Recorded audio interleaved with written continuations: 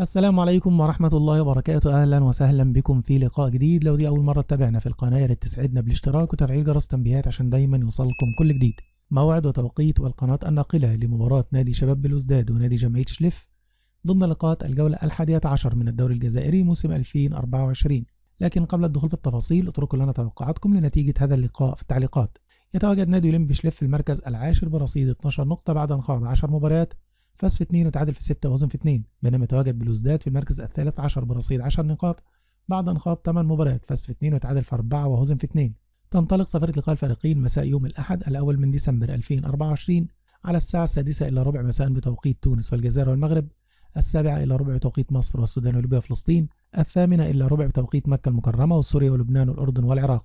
النقل المباشر لهذا اللقاء عبر قناة الجزائرية السادسة.